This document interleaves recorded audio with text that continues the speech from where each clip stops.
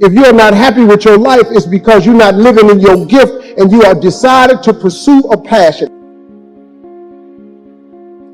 But I can't win no money.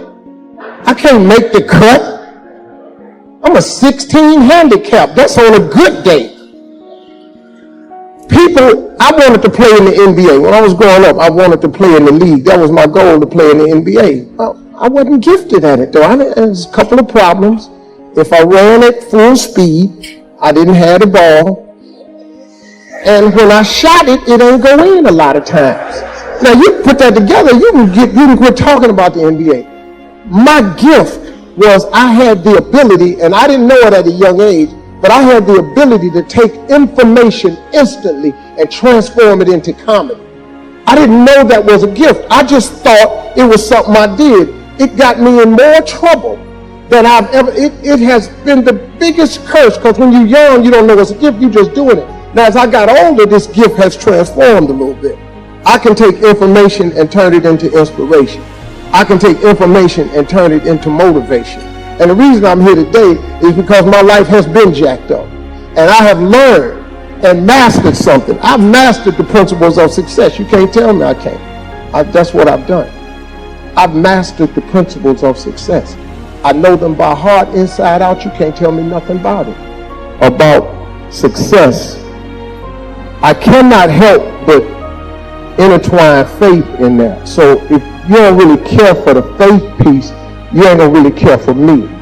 Because I cannot tell you how I made it without telling you about God or the principles. Every principle of success, it comes from God Almighty. It's in whatever religious reading you read. That's not my business what you believe in. You just got to believe in something. I told a group earlier, I don't care what you call God. You can call God Allah, Jehovah, Yahweh. You can call him whatever you want to call him. Just call him, though.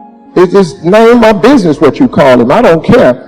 But I cannot stand here and talk to you about my road to success. I cannot inspire these young people that I tried to get to earlier today and not intertwine faith. So I'm sorry if that ain't your thing. But y'all done paid me now, so here I am. I got the money wired to my account, so here it is. Take a deep breath. I tell people all the time, and I was talking to young people, and what I try to get people to understand is, I don't care who you are in this room. If you got to a place in your life where you felt like, life should have been more for you, or you trying to figure your life out, there's one simple way to get it done. God, when he created all of us, he never created an individual without bestowing a gift in it. And God put that gift in all of us. Some of you are gifted in teaching, networking, counseling, sharing, life-saving. Some of you are caretakers, but you're gifted. If you work in your gift, you now find your purpose in life, a real meaning for waking up in the morning. A lot of people, you know people that get up and go to work in the morning, they just miserable. They hate driving to work. They hate their job. They hate their co-workers because they ain't doing what they want to do with their life. Now, that's not your fault. That's their fault. But God, when he created all of us, he gave all of us a gift. We were born with a gift at birth. God ain't made nobody and gave them a gift. Now, the thing of it is, if you stop looking at your gift as running, jumping, singing, dancing, then you can get on with your life. But so many people are pursuing their passion instead of pursuing their gift. Most of you have mastered the principles of success. But when you're talking to young people, you're talking to some people that ain't mastered that aspect yet. It's our job to teach young people the principles of success. They got to learn from your mistakes. See, I messed my life up so I could turn around and talk about it one day. I've been divorced twice. I've lost everything I own in my life twice. I lost it all again in 2005. At the end of 2005, I had $1,700. In 2005, I had made millions of dollars. I had $1,700 at the end of 2005. I've been homeless. I lived in a car for 3 years. I learned some principles, and I started applying. So I'm a little bit different Christian than most people right here. I just happen to be a little bit more real about it. I don't really know where a lot of scriptures are in the Bible. I just happen to know what's in there and what ain't in there. And I had a lady the other day on my show. I had slipped up and cussed, on one of the commercial breaks, because I've been working on my cussing, but that's not really working for me. I have just come to the conclusion that I'm just going to be a cussing Christian. I've been trying to get it and shake it, but it ain't working for me, man. And I accidentally cussed on a commercial break, and the lady, I could tell she was a little put off by it, and I didn't mean to. I don't want to be offensive to people, but I was just talking naturally. And she just stood up and said, I have a question for you, Mr. Harvey. She said, so how's your walk going with Christ? I thought about it. I said, well, I walk tall, I walk strong, with long strides and a slight limp. And that's how I walk.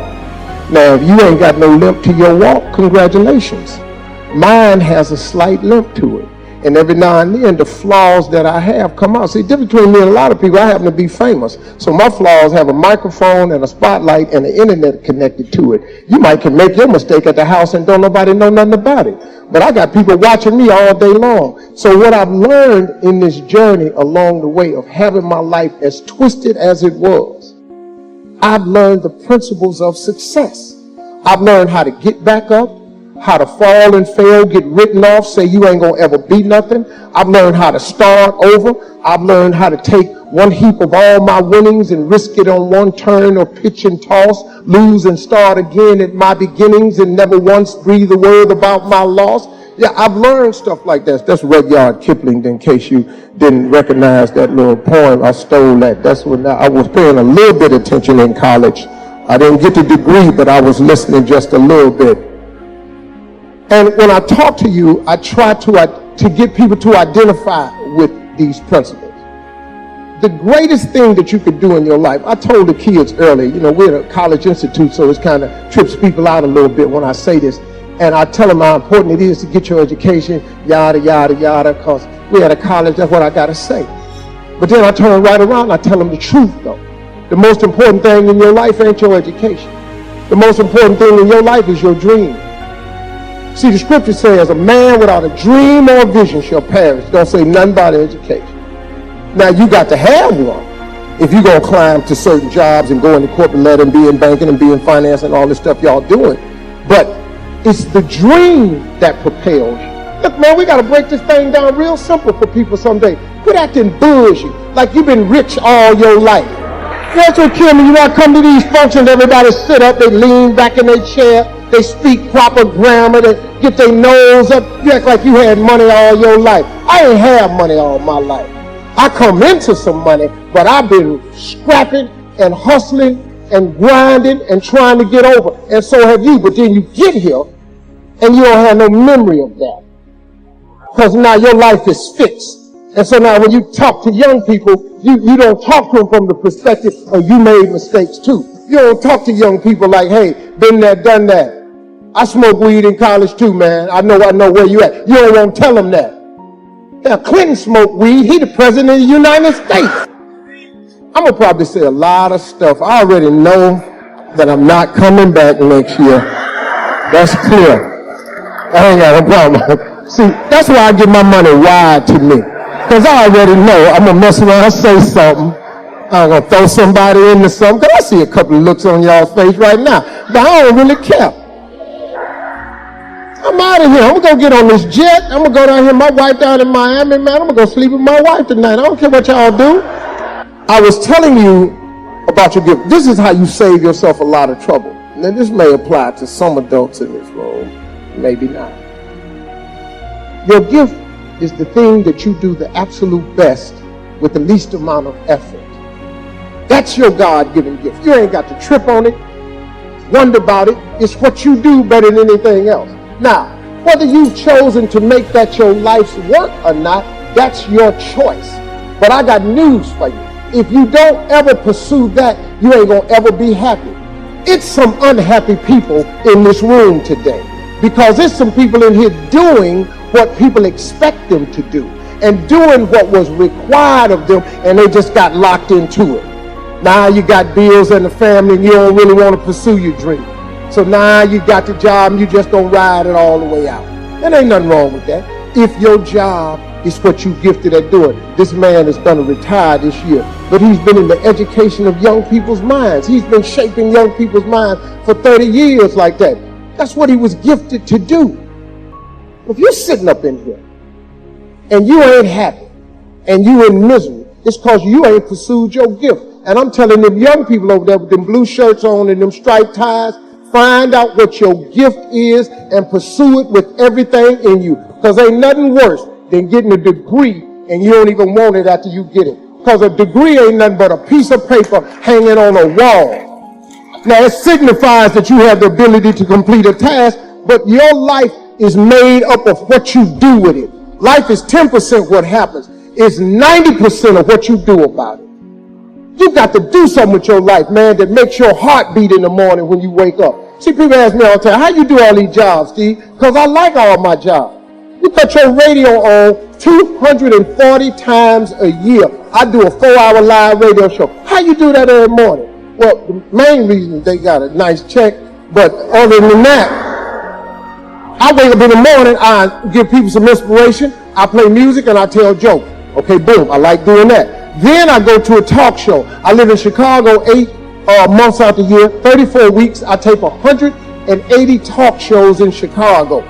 How you do that every day? Because I love doing it. Then I go to Atlanta. I live in Atlanta, and in 9 weeks, I tape 200 episodes of Family Feud. Man, how you tape all them shows? Once again, they have a check attached to this. But I love what I do. If you cut your TV on, it's obvious that I love what I do. I'm always smiling because God has given me the life of my dreams because I'm living in the gift He gave me. If you live in your gift, man, it changes your life. Do something about your gift. Listen to me, I don't care what job you got now. If it's something that really burns on the inside of you, you ought to go do that. I don't care how old you are. How come you think Kentucky Fried Chicken, how come you think that man on the side, why you think he old? Because his recipe got discovered when he was 68. That ain't the picture of the Colonel when he was 35. But he been frying chicken. He didn't just wake up and start frying chicken. He been frying chicken with this secret recipe for years. It took him a long time for it clicked, but he kept frying chicken, man. Till he became the biggest chicken joint in the world. You can't go nowhere and don't see Kentucky Fried Chicken. Now, it ain't real chicken. But when he was living, it was real chicken, though. It really was chicken. It was the actual parts. If you peel that skin off that Kentucky Fried Chicken, you're in for a surprise. It don't look nothing like. But he hit it. When is it too late to hit it? When is it really too late to hit the jackpot?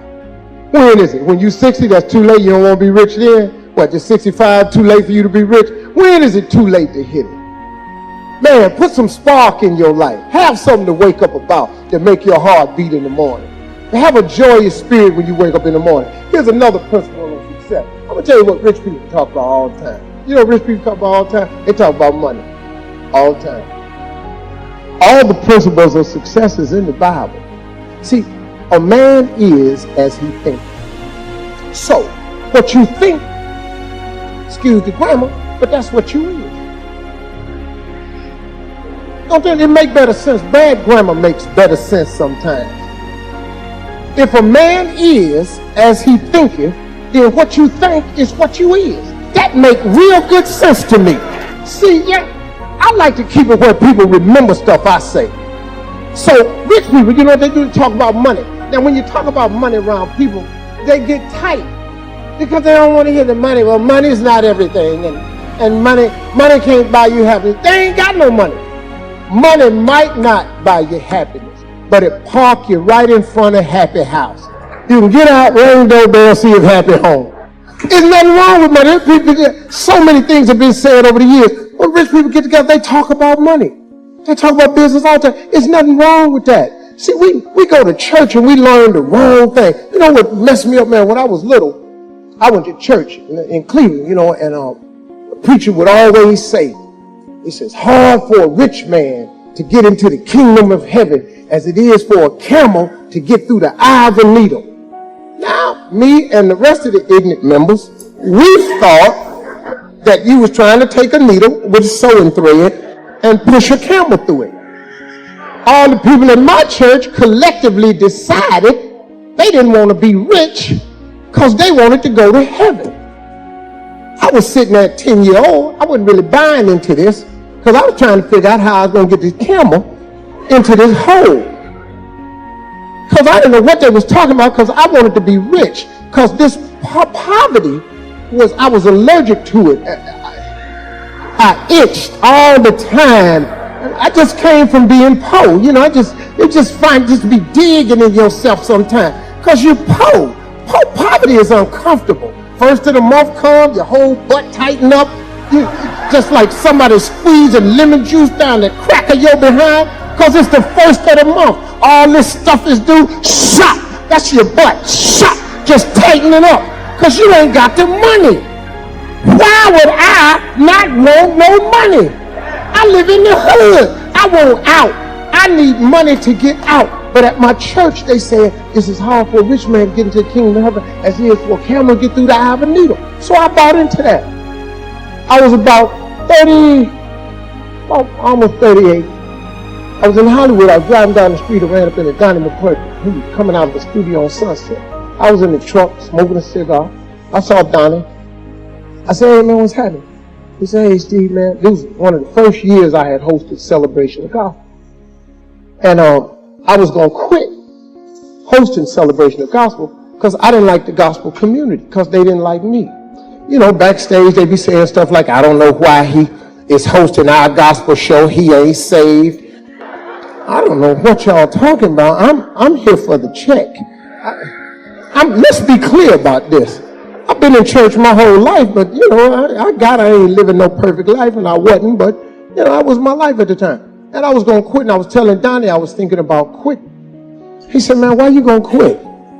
I was telling him, man, I said, man, I'm just confused right now, man. I said, I don't get it. I said, man, I'm thinking about going back to church, man, but, I want to go to heaven, but, man, I'm finna start making this money, Donnie, and it just don't jive with Christianity. He said, what you mean? And I told him what the preacher, that it's hard for a man to get through the kingdom of heaven as it is for a camel through the eye of a needle.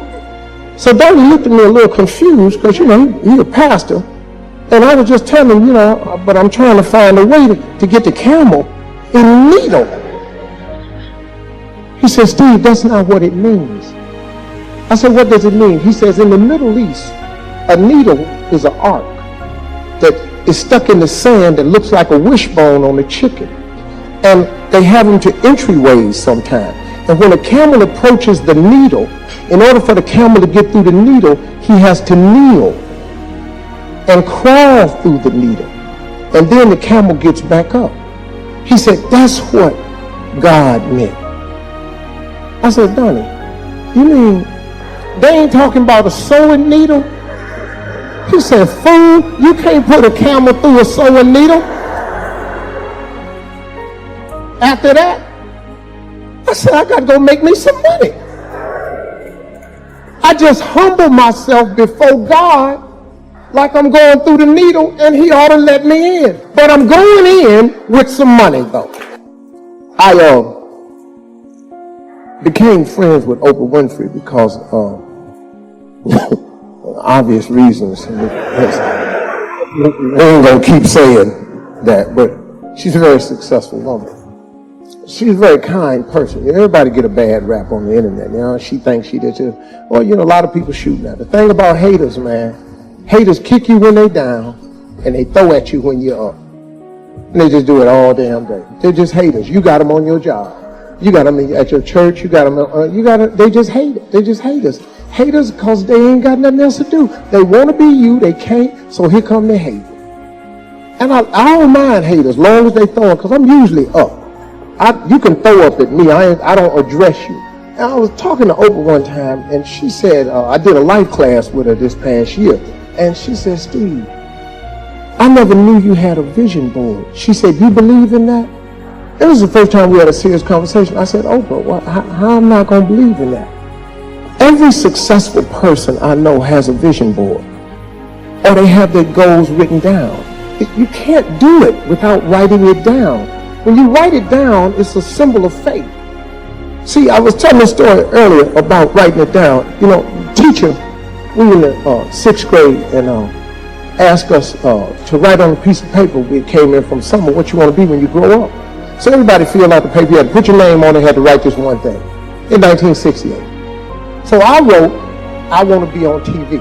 Because nobody had told me I couldn't. I was 10. My vision was wide open. So I wrote, I want to be on TV. She collected all the papers. She started going around the room, naming everybody's name, had everybody stand up. And she read what they wanted to be. Barbara wanted to be a nurse. Johnny wanted to be a basketball player. Robert wanted to own a gas station. Cindy wanted to be a doctor. She got to me, she waited last. Now, I've never gotten a gold star before. All of my years of school. And she asked me to stand. And when I stood, she said, "Little Stevie, come to the front of the class." Now I'm thinking to myself, this is it. This is the gold star moment. I've been waiting 10 years for this. I ain't never got a star before. This is the day.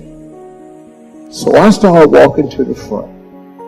I'm skinny. I got my brother's clothes on because we were poor. I got up there and she said, "Steve, let me ask you something. What did you write on your paper?" I said, "I want to be on TV." She said, "And why did you write that on your paper?" I said, "Because that was our assignment for today." And then she said, "What you write that on the paper for?" Now I'm thinking to myself, judging by the tone of this conversation, this might not be the gold star moment I thought it was going to be. So I started cowering down. And she said, "So why did you write it on the paper?" And I said, "Because you asked us to." Voices really softened. She said, "Do you know anybody on TV?" I said, "No, ma'am." "Anybody in this school ever been on TV?" I said, "No." "Any of your relatives been on TV?" I said, "No, ma'am." She said, "Take this paper. I'm going to call your mama. When you go home, I'm going to tell her you being a smart aleck in this class. Now you take this paper and you come back with something more believable on it." So she pinned a note on me and I had to go home. My mama was waiting on me because she called the house. So my mother said, "What you doing up at that school being a smart aleck?" I said, "Mama, I just did what the teacher told me to." She read the note. She said, "What you write this on your paper for?" I said, "Because the lady asked me what I wanted to be. I won't be on TV." She said, "I'm telling your daddy when you get home." Well, my father was the executioner. My mother was the warden, and he was the executioner. And I knew when he got home, I was going to get my ass whooped. So, excuse me, I'm sorry, I slipped out. I didn't really sorry about that. I was going to get my butt whipped. And so when my father came home, she told my father, "Look what Steve wrote on this paper." So he read the paper. He said, "What's going on here?" He said, "Steve up at that school act like a smart ass. That teacher done asked him what he wanted to be, and he done put, 'I want to be on TV.'" My father read the paper. He said, "What's wrong with that?" I started thinking, a reprieve. So he said, "Boy, go in your room. I'll be in there in a minute." And I got my spankings in the room, so I went on in there getting ready. Him and my mother had an argument. My father came in the room. He said, "Boy, what you write this on your paper for?" I said, "Because I want to be on TV." He said, "What she want you to write on the paper?" I said, "Like a basketball player or policeman." He said, "Put that on paper. Take it up to the school and give it to that dream-killing heifer." So I write it. He said, "Now take your paper." He said, "Before you go to bed tonight," now this is my father now with a 3rd grade education. My father was a sharecropper in Alabama. He said, "Read your paper every night before you go to bed. And when you wake up in the morning, read your paper before you go to school. Read your paper every day and read your paper every night." I took my paper up to the school and I turned it in. It took me till I was 38 years old. But I finally got on TV.